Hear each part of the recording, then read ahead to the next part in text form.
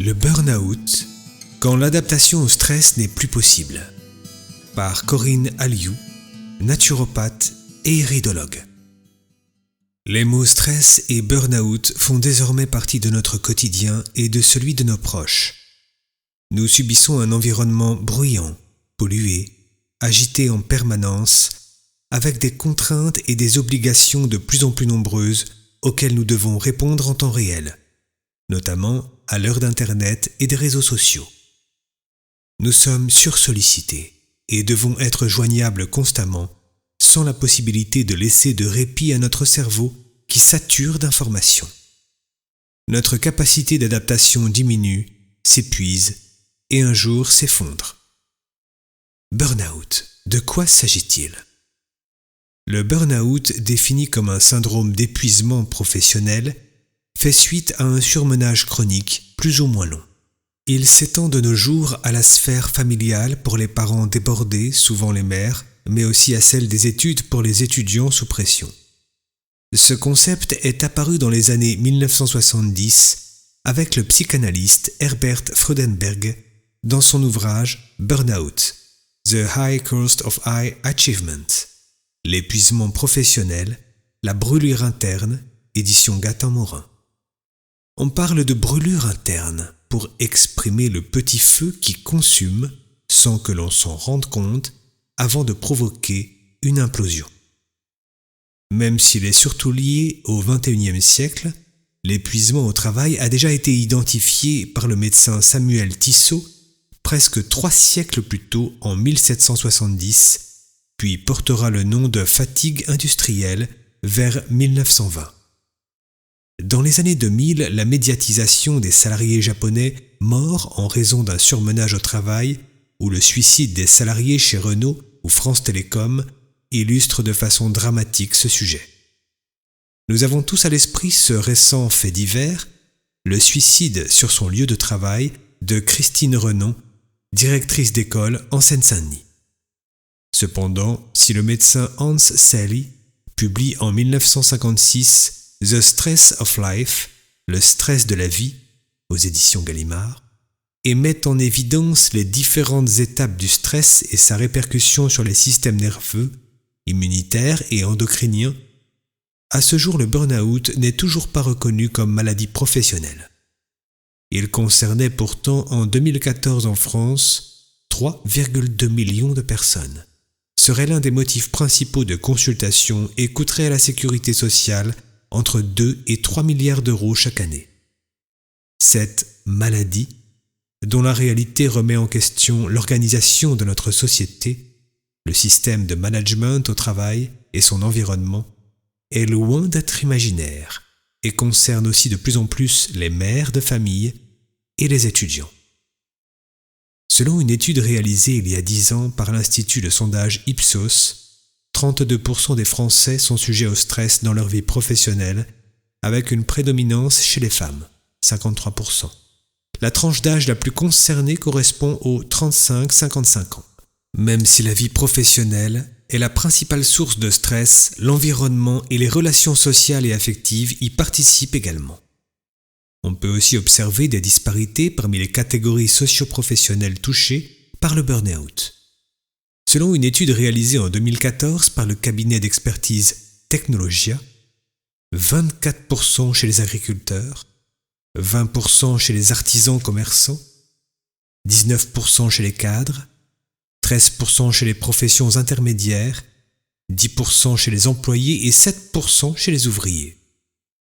À noter que l'étude relève que l'on est autant stressé en ville qu'à la campagne et qu'une montée inquiétante du nombre de burn-out concerne les jeunes, avec une augmentation de la consommation d'excitants, dont l'alcool ou les drogues. Du stress au burn-out, 4 phases à reconnaître. Le stress est essentiel à la vie et la survie. L'absence totale de stress, c'est la mort, dira souvent Hans Selye. C'est donc notre capacité d'adaptation qui est en jeu et qui, en fonction du contexte, des pressions et des prédispositions, obéit à un mécanisme graduel de 4 phases. Première phase, l'enthousiasme. La motivation et l'enthousiasme génèrent une énergie positive et dynamisante chez l'individu qui accepte les contraintes de son travail et maintient son équilibre. Phase 2. Le surengagement. Lors de cette phase d'alerte, le temps passé aux activités prend le pas sur la vie personnelle avec une diminution des temps de loisirs. L'absence de déconnexion mentale induit les premiers signes de fatigue ou de manque de sommeil et ceux-ci sont ignorés. On peut aussi parler d'addiction au travail. Troisième phase. L'acharnement. La notion de plaisir diminue, voire disparaît, avec l'apparition d'un stress chronique et le sentiment d'être surmené, noyé dans les nombreuses tâches à gérer.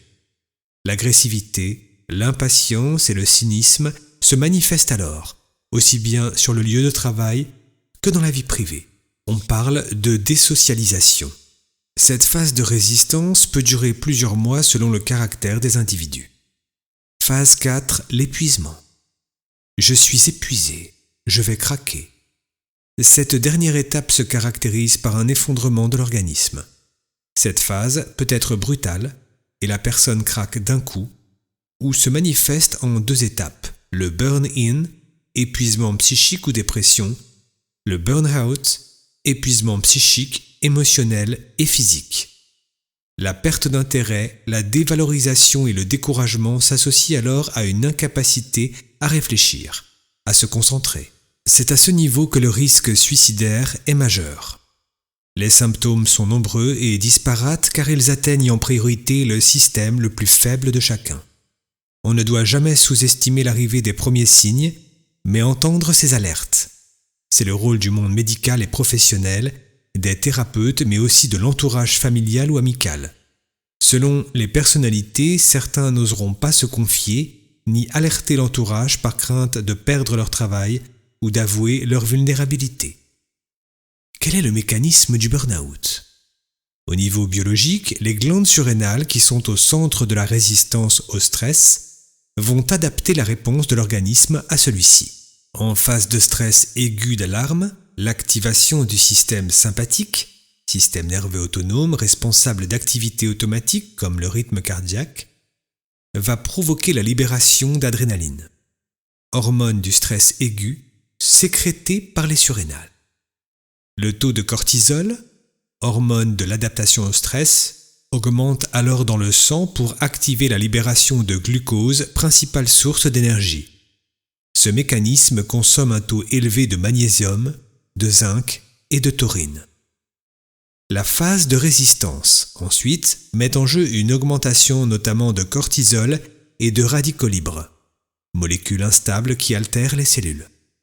La synthèse de sérotonine, neurotransmetteur jouant un rôle apaisant et régulateur de l'humeur, du sommeil et de l'appétit, augmente aussi, pour neutraliser l'effet des agents stressants. Mais la production s'épuise, conduisant à des changements d'humeur ou à des comportements alimentaires addictifs. Parallèlement, sous l'action du cortisol, le taux de magnésium chute et le calcium passe au niveau des neurones, provoquant ainsi des troubles de la concentration et de la mémoire. La dopamine, notre starter matinal, impliqué dans la motivation et le plaisir, commence lentement à chuter, provoquant une fatigue et une difficulté à se mettre en route. L'insuline, augmentée sous l'action du cortisol, diminue la sensibilité de ces récepteurs avec un risque sur le long terme de prédiabète ou de surpoids. Enfin, la phase d'épuisement, qui correspond à l'effondrement du cortisol, de la dopamine et de la sérotonine. L'anxiété est à son maximum avec une incapacité physique à l'action. La désorganisation biologique est totale. Les solutions médicales. Les Français remportent le triste record mondial de consommation de psychotropes. Tous ces traitements fréquemment prescrits ne résolvent en rien les causes du stress. Ils en neutralisent seulement les symptômes. Pris sur une longue durée, les effets secondaires restent préoccupants pour la santé. La plupart sont mentionnés sur la notice qu'il faut lire attentivement. En effet, ce sont des substances qui désinhibent, permettant ainsi paradoxalement de passer plus facilement à l'acte suicidaire.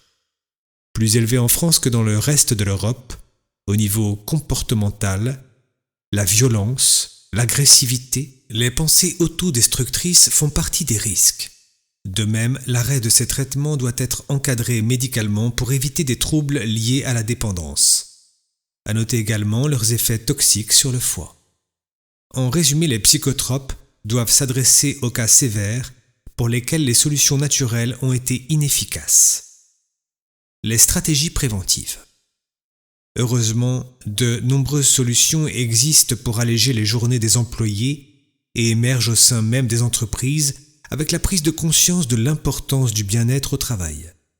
Certaines initiatives innovantes permettent aux salariés de profiter du télétravail, d'une salle de repos, de massage, de pratiquer du sport ou encore facilitent la parentalité avec les crèches d'entreprise, favorisent des rapports sociaux plus humanisés et portent une attention toute nouvelle sur la qualité alimentaire des cantines d'entreprise.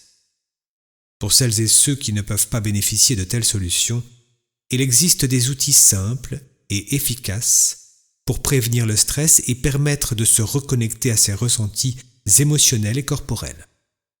Tout d'abord, grâce à la gémothérapie, bourgeons de figuier, tilleul, aubépine, à la phytothérapie, mélisse, angélique, passiflore, aubépine, valériane, houblon, aux élixirs floraux dont le rescue, aux microalgues comme la spiruline ou le clamate, à l'aromathérapie avec les huiles essentielles de lavande, marjolaine, camomille, orange douce. On peut aussi faire appel à des associations comme l'AFBO, Association France Burnout, ou visiter le site Souffrance et Travail. Enfin, l'utilisation du corps par l'activité physique élimine les tensions nerveuses à travers la remise en mouvement au contact de la nature, marche rapide, course alternée, 3 minutes de course, 5 minutes de marche par exemple, en fonction de la fatigue. Le relâchement des tensions par le chant, la danse, le jardinage, le contact avec les animaux, la respiration, la pleine conscience, le plaisir des sens au quotidien, écouter de la musique, se faire masser, aller à une terrasse de café. Autre conseil, déconnecter le mental en séparant les tâches professionnelles et personnelles. Utiliser 2 agendas, arrêter son téléphone professionnel chez soi, etc. Prendre soin de soi. Manger une nourriture vivante et équilibrée. Se faire aider par la naturopathie par exemple, l'EFT, la PNL, le Reiki. Le soir, éviter les ondes électromagnétiques, ordinateur, téléphone portable, tablette, qui perturbent l'horloge biologique et la sécrétion de mélatonine, utile au sommeil. Le burn-out nous concerne tous. Notre société est capable du pire comme du meilleur, mais la prise de conscience est avant tout personnelle et l'on se doit d'être à l'écoute de son corps en dédramatisant les événements, en accordant une pause nécessaire à sa performance. Les techniques de bien-être sont utiles et nombreuses pour éviter de brûler intérieurement.